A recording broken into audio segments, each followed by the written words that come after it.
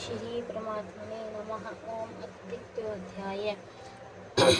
संजय बोले, उस प्रकार करुणा से व्याप्त और आंसुओं से पूर्ण तथा व्याकुल नेत्रों वाले शोक युक्त और अर्जुन के प्रति भगवान श्री मधुसूदन ने यह वचन कहा। श्री भगवान वाच।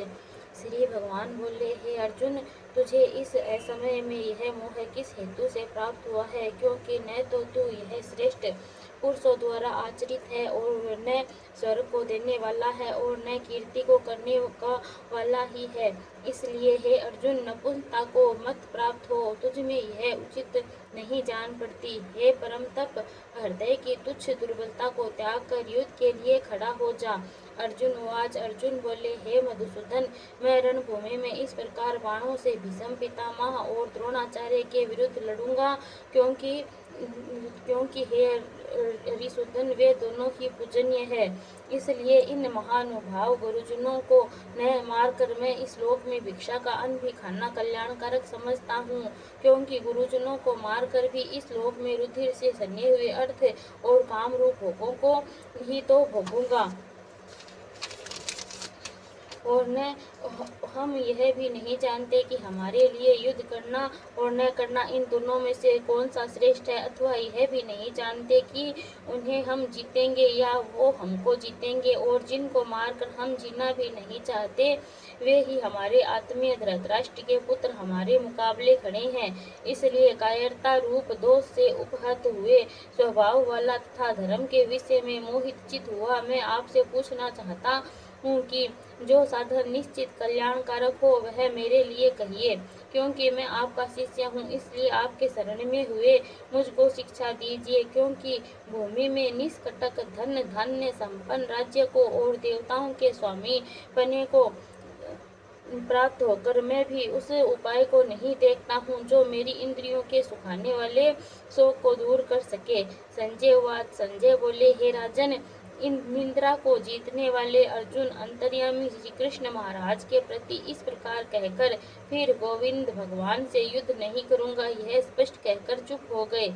हे भरतवंशी धृतराष्ट्र, अंतर्यामी श्री कृष्ण महाराज दोनों सेनाओं के बीच में शोक करते हुए उस अर्जुन को हंसते हुए यह वचन बोले। श्री भगवान वाच। श्री भगवान बोले, हे अर्जुन, तू शोक करने योग्य मनुष्यों के लिए शोक करता है और पंडितों के से वचनों को कहता है, परंतु जिनके प्राण चले गए हैं उनके लिए और जिनके नहीं प्राण नहीं गए हैं उनके लिए भी पंडित जन शोक नहीं करते। न तो ऐसा है कि मैं किसी काल में नहीं था, तू नहीं था, अथवा ये राजा लोग नहीं थे, और न ऐसा ही है कि इससे आगे हम सब नहीं रहेंगे।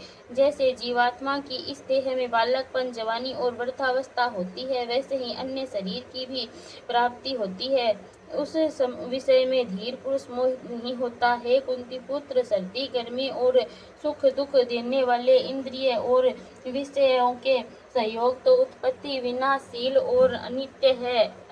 इसलिए हे भारत, उनको तू सहन कर, क्योंकि हे पुरुष श्रेष्ठ, दुख सुख को समान समझने वाले जिस धीर पुरुष को ये इंद्रिय और विषयों के सहयोग व्याकुल नहीं करते, वह मोक्ष के योग्य होता है। असत वस्तु की तो सत्ता नहीं है और सत्ता का अभाव नहीं है। इस प्रकार इन दोनों का ही तत्व ज्ञानी पुरुषों द्वारा देखा गया है। नाश रहित तो तू उसको जान जिससे यह संपूर्ण जगत दृश्य वर्ग व्याप्त है। इस अविनाशी विनाश जगत दृश्य व्याप्त है करने में कोई भी समर्थ नहीं है। इस नाश रहित अपरम्य नित्य स्वरूप जीवात्मा के ये सब शरीर नाशवान कहे गए हैं। इसलिए हे भरतवंशी अर्जुन, तू युद्ध कर।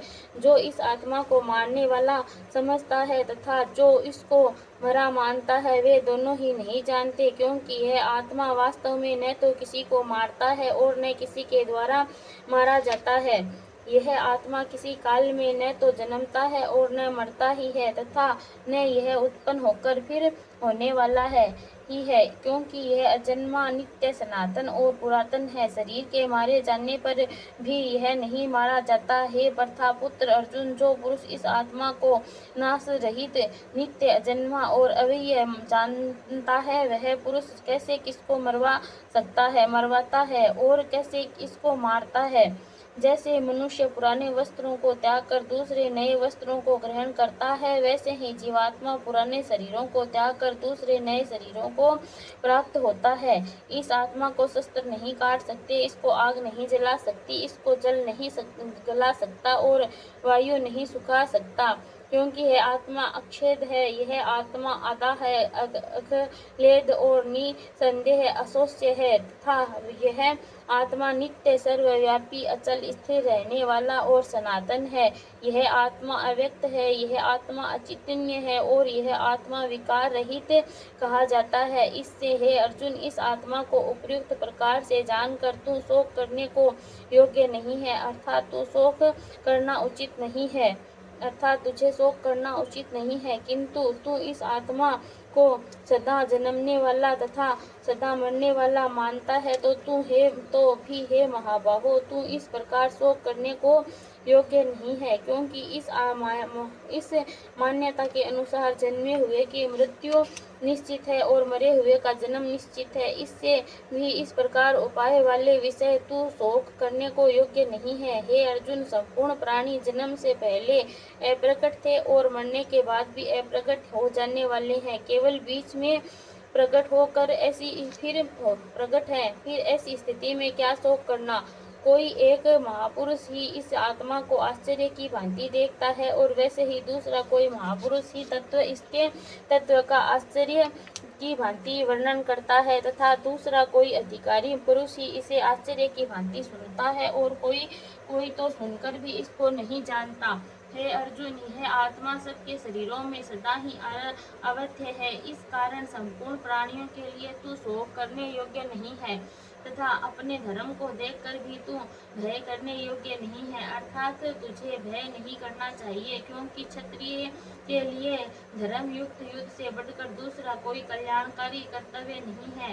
हे पार्थ, अपने आप प्राप्त हुए और खुले हुए स्वर्ग के द्वार रूप इस प्रकार के युद्ध को भाग्यवान क्षत्रिय लोग ही पाते हैं, किंतु तू धर्म युद्ध नहीं करेगा तो सधर्म और कीर्ति को खोकर पाप को प्राप्त होगा, तथा सब लोग तेरी बहुत काल तक करने रहने वाली की अपकीर्ति भी कथन करेंगे, और माननीय पुरुषों के लिए अपकीर्ति मरण से भी बढ़कर है, और जिनकी दृष्टि में तू बहुत पहले सम्मानित होकर अब लघुता को प्राप्त होगा है वे महारथी लोग तुझे भय के कारण युद्ध से हटा हुआ मानेंगे। तेरी वेरी लोग तेरे सामर्थ्य की निंदा करते हुए तुझे बहुत से न कहने योग्य वचन भी कहेंगे, उससे अधिक दुख और क्या होगा। या तो तू युद्ध में मारा जाकर स्वर्ग को प्राप्त होगा, अथवा संग्राम में जीत कर पृथ्वी का राज्य भोगेगा। इस कारण हे अर्जुन, तू युद्ध के लिए निश्चय करके खड़ा हो जा। जय पराजय, लाभ हानि और सुख दुख को समान समझकर उसके बाद युद्ध के लिए तैयार हो जा। इस प्रकार युद्ध करने से तू पाप को प्राप्त नहीं होगा।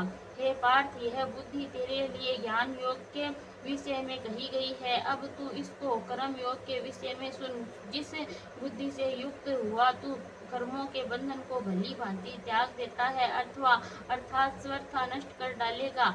इस कर्म योग में आरंभ का अर्थात बीज का नाश नहीं है और उल्टा फल रूप दोष भी नहीं है, बल्कि इस कर्म योग रूप धर्म का थोड़ा सा भी साधन जन्म मृत्यु रूप महान भय से रक्षा कर लेता है। हे अर्जुन, इस कर्म योग में निश्चयात्मिका बुद्धि एक ही होती है, किंतु अस्थिर विचार वाले विवेकहीन सकाम मनुष्य की बुद्धियां निश्चय ही बहुत भेदों वाली और अनंत होती है।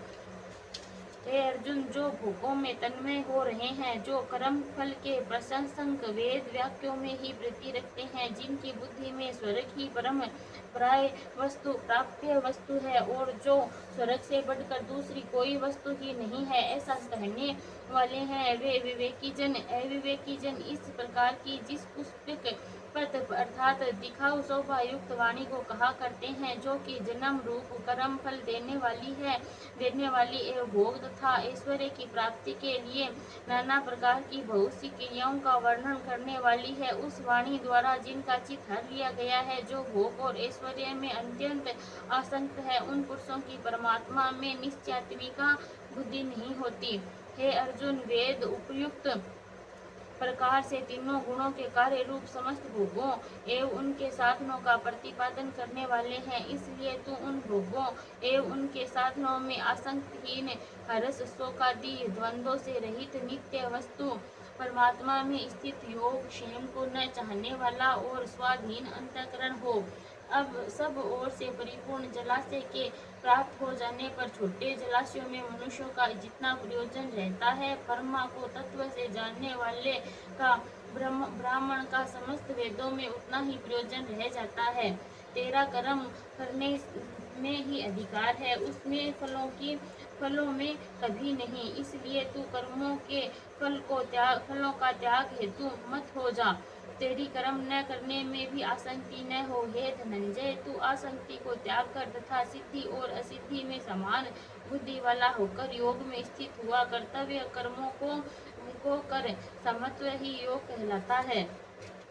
इस समत्व रूप विबुद्धि योग से सकाम कर्म अत्यंत ही निम्न श्रेणी का है। इसलिए हे धनंजय, तू समबुद्धि ही रक्षा का उपाय ढूंढ, अर्थात बुद्धि योग का ही आश्रय ग्रहण कर, क्योंकि फल के हेतु बनने वाले अत्यंत दीन है। समबुद्धि युक्त पुरुष पुण्य और पाप दोनों को इसी लोक में त्याग देता है, अर्थात उनसे मुक्त हो जाता है। इससे तू समत्व रूप योग में लग जा। यह समत्व रूप योग ही कर्मों में कुशलता है, अर्थात कर्म बंधन से छूटने का उपाय है।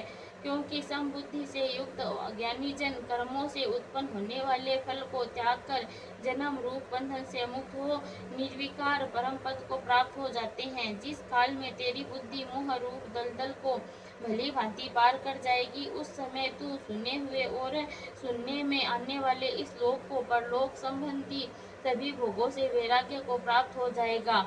भांति भांति के वचनों को सुनने से विचलित हुई तेरी बुद्धि जब परमात्मा में अचल और स्थिर ठहर जाएगी, तब तू योग को प्राप्त हो जाएगा, अर्थात तेरा परमात्मा से नित्य संयोग हो जाएगा। अर्जुन बोले, हे केशव, समाधि में स्थित परमात्मा को प्राप्त हुए स्थिर बुद्धि पुरुष का क्या लक्षण है? वह स्थिर बुद्धि पुरुष कैसे बोलता है, कैसे बैठता और कैसे चलता है? श्री भगवान बोले, हे अर्जुन, जिस काल में यह पुरुष मन में स्थित संपूर्ण कामनाओं को भली भांति त्याग देता है और आत्मा से आत्मा में ही संतुष्ट रहता है, उस काल में वह स्थित प्रज्ञ कहा जाता है। दुखों की प्राप्ति होने पर जिसके मन में उद्वेग नहीं होता, सुखों की प्राप्ति होने पर जो स्वस्था निष्प्रह है तथा जिसके राग भय और क्रोध नष्ट हो गए हैं, ऐसा मुनि स्थिर बुद्धि कहा जाता है। जो पुरुष सर्वत्र स्नेह रहित हुआ, उस सुख या अशुभ वस्तु को प्राप्त होकर न प्रसन्न होता है और न द्वेष करता है, उसकी बुद्धि स्थिर है। और कछुआ अब सब ओर से अपने अंगों को जैसे समेट लेता है, वैसे ही जब यह पुरुष इंद्रियों के विषयों से इंद्रियों को सब प्रकार से हटा लेते हैं, तब उनकी बुद्धि स्थिर है, ऐसा समझना चाहिए। इंद्रियों के द्वारा विषयों को ग्रहण न करने वाले पुरुष भी केवल विषय तथा निवृत्त हो जाते हैं, परंतु उनमें रहने वाली आसक्ति निवृत्त नहीं होती। इस स्थिति प्रज्ञ पुरुष की तो आसक्ति भी परमात्मा का साक्षात्कार करके निवृत्त हो जाती है। हे अर्जुन, आसक्ति का नाश न होने के कारण ये प्रथम स्वभाव वाली इंद्रियां यत्न करते हुए बुद्धिमान पुरुष के मन को भी बलात् कर लेती है। इसलिए साधक को चाहिए कि वह उन संपूर्ण इंद्रियों को वश में करके समाहित हुआ मेरे परायण होकर ध्यान में बैठे, क्योंकि जिस मनुष्य पुरुष की इंद्रियां वश में होती हैं, उसकी बुद्धि स्थिर हो जाती है। विषयों का चिंतन करने वाले पुरुष की उन विषयों में आसक्ति हो जाती है, आसक्ति से उन विषयों की कामना उत्पन्न हो जाती है और कामनाओं में विघ्न पड़ने से क्रोध उत्पन्न होता है, क्रोध अत्यंत मूढ़ भाव उत्पन्न हो जाता है, मूढ़ भाव से स्मृतियों में भ्रम हो जाता है, स्मृति में भ्रम हो जाने से बुद्धि अर्थात ज्ञान शक्ति का नाश हो जाता है और बुद्धि का नाश हो जाने से यह पुरुष अपनी स्थिति से गिर जाता है। परंतु अपने अधीन किए हुए अंतःकरण वाला साधक अपने वश में की हुई राग द्वेष से रहित इंद्रियों द्वारा विषयों में विचरण करता हुआ अंतःकरण की प्रसन्नता को प्राप्त होता है। अंतःकरण की प्रसन्नता होने पर इसके संपूर्ण दुखों का अभाव हो जाता है और उस प्रसन्नचित्त वाले कर्म योगी की बुद्धि शीघ्र ही अब सब ओर से हटकर एक परमात्मा में ही भली भांति स्थिर हो जाती है। न जीते हुए मन और इंद्रियों वाले पुरुष में निश्चयात्मिका बुद्धि नहीं होती और उस अयुक्त मनुष्य के अंतःकरण में भावना भी नहीं होती तथा भावनाहीन मनुष्य को शांति नहीं मिलती और शांति रहित मनुष्य को सुख कैसे मिल सकता है।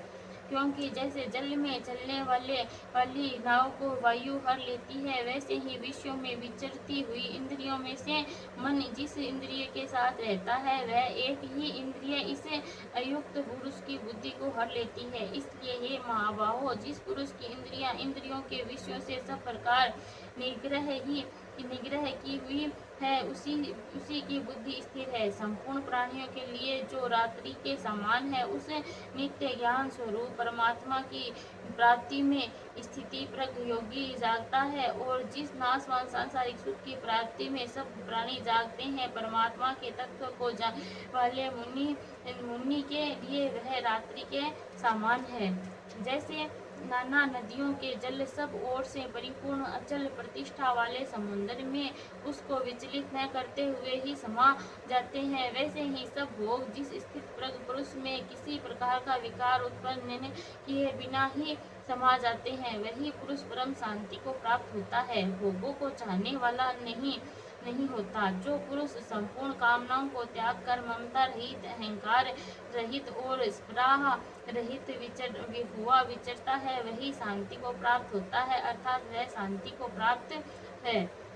हे अर्जुन, यह ब्रह्मा को प्राप्त हुए पुरुष की स्थिति है। इसको प्राप्त होकर योगी कभी मोहित नहीं होता और अंतकाल में भी इस ब्राह्मण्य स्थितियों में स्थित होकर ब्रह्म आनंद को प्राप्त होता है। ओम तत्सति। श्रीमद्भगवत गीता उपनिषदु ब्रह्म विद्यायां योगशास्त्रे श्री कृष्ण अर्जुन संवादे सांख्य योगो नाम द्वितीयोऽध्यायः समापनः। ओम श्री परमात्मने नमः।